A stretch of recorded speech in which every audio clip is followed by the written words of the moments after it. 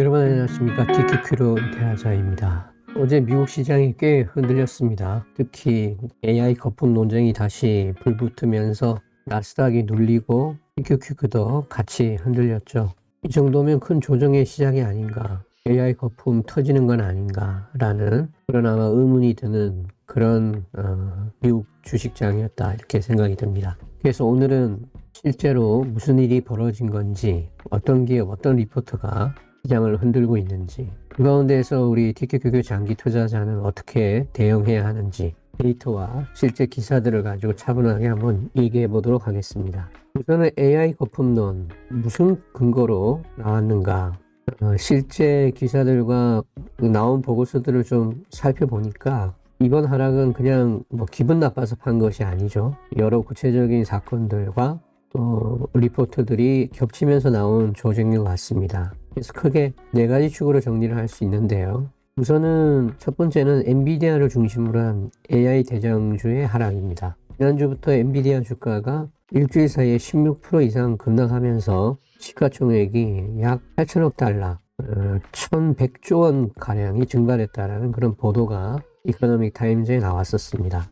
오늘 새벽, 그러니까 현지 시간 11월 17일에도 미국 증시가 일제히 밀리면서 AP통신은 엔비디아와 그동안 AI 기대감으로 치솟았던 기술주들이 시장 하락의 주된 원인이었다라고 이렇게 정리를 했는데요. 이 말인즉슨 시장은 지금 AI 랠리를 이끌던 그런 주도주들이 너무 비싸진 거 아니냐라는 이 질문을 되묻고 있는 것이죠.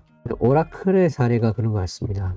AI 계약은 화려한데 근데 실적은 안 떠오르는 것이 아닌가. 오라클이라는 이 회사가 이번 AI 거품론의 케이스 스터디처럼 지금 쓰이고 있거든요. 그래프를 보시면 9월 초에 오라클은 오픈 AI와 3천억 달러 규모의 인프라 딜을 발표하면서 주가가 하루에 36% 폭등하기도 했습니다. 근데 그 이후 실제 분기 실적에서는 매출 1,493억 달러, 그리고 시장 예상 1,504억 달러. 이게 이제 서로 대치되면서 기대를 약간 밑돌았죠. 장기 AI 클라우드 성장 가이던스도 시장이 바라던 만큼 공격적이지 않았습니다. 그 결과 11월 중순 기준 한 달 사이 주가가 약 25%에서 30% 급락했고, 일부 그 기사에서 보면 마니 위크 같은 데서도 보면 AI 클라우드 성장 스토리가 너무 과장된 것이 아니냐라고 하면서 AI 투자 지속 가능성에 의문을 제기했었습니다. 여기에 대해 오라클이 AI 데이터 센터 확장을 위해 380억 달러 이상 신규 차입을 준비 중이라는 분석까지 나오면서 AI 인프라 투자를 이거 빚으로 돌려막는 거 아니냐라는 그런 우려도 커졌죠. 그러다 보니까 시장은 계속해서 이렇게 묻습니다. 이렇게까지 빚을 내서 AI 인프라를 짓는데 그렇다면 정말 그만큼의 매출이익이 나올까? 이런 질문들이 곧 AI 거품론의 핵심이다. 그리고 세 번째는 글로벌 투자 은행들의 리포트들입니다.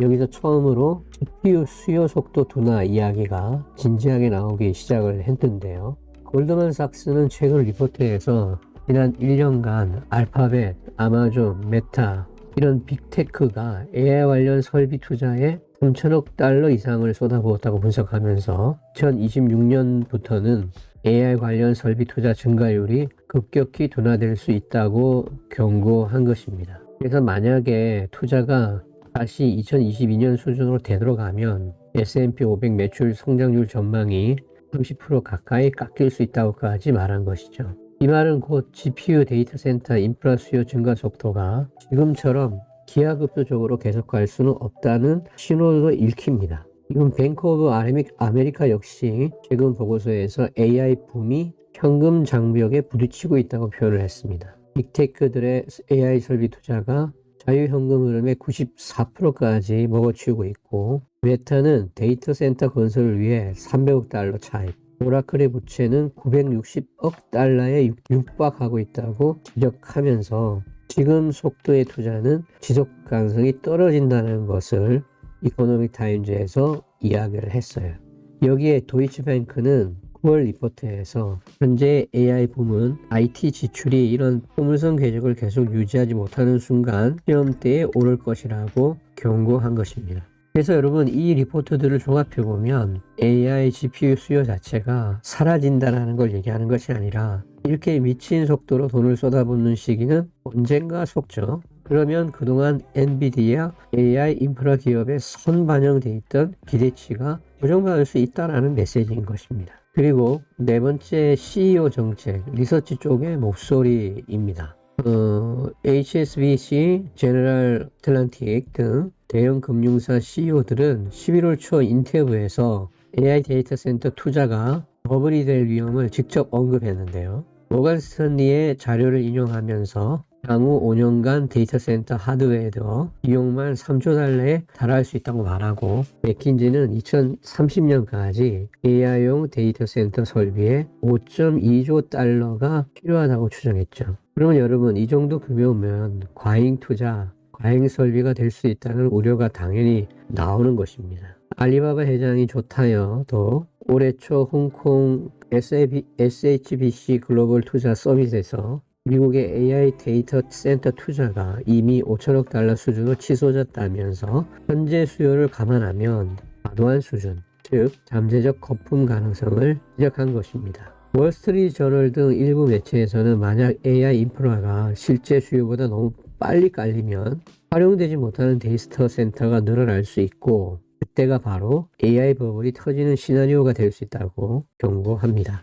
이런 발언과 리포트들이 한꺼번에 쏟아지니까 시장에서는 자연스럽게 그럼 결국 GPU 서버 데이터 센터 수요 증가 속도가 기대보다 빨리 돋아내는 거 아니냐? 그렇다면 지금 AI 관련주 밸류에이션이 너무 비싼 거 아니냐?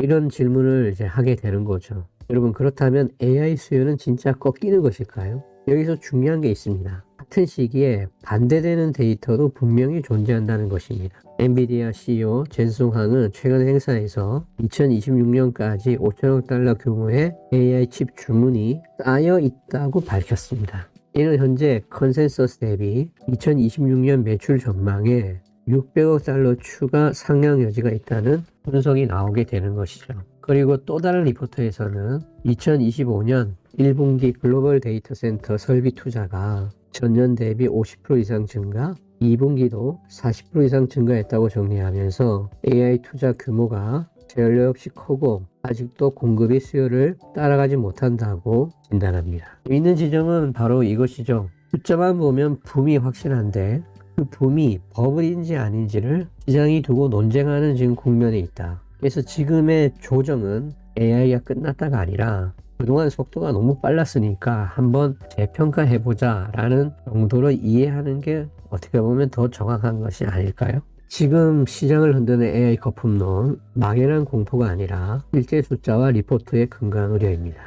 그렇다면 TQQQ 투자자는 이런 상황에서 어떻게 우리는 마인드를 가져야 될 것인가? TQQQ 투자자만의 마인드셋에 대해서 한번 말씀을 드리겠는데요. 우선은 하락을 두려워하지 말고 흐름을 보자는 것입니다. 여러분, TQQQ에 투자를 하신 분들은 잘 아시겠습니다만은 단기 등락을 먹는 ETF가 아니죠. 나스닥이라는 미래 성장 산업의 방향성에 3배로 베팅하는 장기형 레버리지 ETF입니다. 그래서 TQQQ 투자자들은 일반 ETF 투자자와 사고방식이 아예 달라야 하죠. 우선 TQQQ에 투자하는 투자자들에게는 공통적인 그런 어떤 특징이 있는데, 나스닥이 결국 우상향한다라는 전제에 대한 믿음을 가진 사람들이죠. 왜냐하면 TQQ가 의미가 있으려면 나스닥이 장기적으로 올라야 되기 때문입니다. 나스닥은 20년 동안 금융위기, IT 버블 붕괴, 코로나, 금리 폭등 속에서도 어쨌든 장기적으로 꾸준한 우상향, 시대가 갈수록 기술 기업의 비중이 확대되고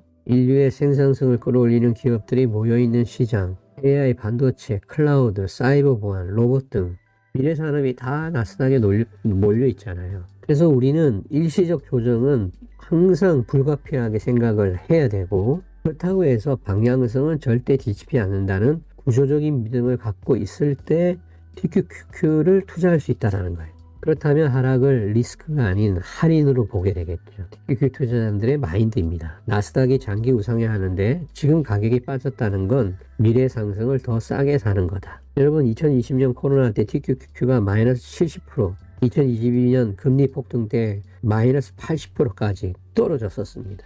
이때 공통점은 무서워서 팔았던 사람들은 AI 대폭등을 올해 폭등할 때 놓쳤어요. 기다린 사람은 1000% 이상의 상승 구간을 경험합니다. 추가 매수한 사람 인생 수익 구간 진입. 그래서 여러분 하락은 다음 대세 상승이 열려고 공포는 평생 보기 힘든 기회가 열리는 순간이다라는 것을 꼭 기억하셔야 돼요. BQQQ 투자는 단기 공포가 장기 부를 만든다는 원리를 아는 사람들이 하는 것입니다. 그래서 나스닥은 매번 조정 이후 새로운 산업과 산업의 탄생과 함께 더 높은 고점을 만들어 왔습니다. 2008년 금융위기 후 클라우드 시대가 개막됐었고 2020년 코로나 후에 AI 반도체가 폭발했습니다. 2023년, 24년 생성형 AI가 확산됐고 2025년 올해부터 이제 2030년까지는 로봇, 자율주행, 에너지, AI까지 본격화될 것이 예상되어지는 그런 상황입니다. 그렇다면 지금 겪고 있는 조정은 다음 사이클의 준비 과정이다. 여러분, TQQQ로 돈 번 사람들의 공통점은 딱 세 가지입니다. 공포 구간에서는 팔지 않는다. TQQQ는 팔아서 돈 버는 ETF가 아니라 견뎌서 돈 버는 ETF라는 거. 팔면 회복 구간을 절대 못 잡는다. 하락대 멘탈이 아니라 원칙으로 움직이는 사람들입니다. TQQQ 장 투자의 원칙은 간단합니다. 정해진 비율로 꾸준히 매수. 시장이 빠질 때는 감정이 아니라 규칙적으로 기계처럼 매수. 그리고 마지막 세 번째로 조정은 손실이 아니라 포지션 강화 타임이다. TQQ 투자자가 이렇게 생각할 수 있는 이유는 단 하나. 나스닥의 방향성은 인류의 기술 발전 속도와 같다라는 거. 기술이 멈추지 않는 한 나스닥은 장기적으로 반드시 오른다. 그렇기 때문에 TQQQ 투자자들의 멘탈은 결국 이렇게 실현되는 것입니다. 공포 속에서도 방향성만 맞다면 난 흔들리지 않는다. 조정이 클수록 마음 상승이 더 크다.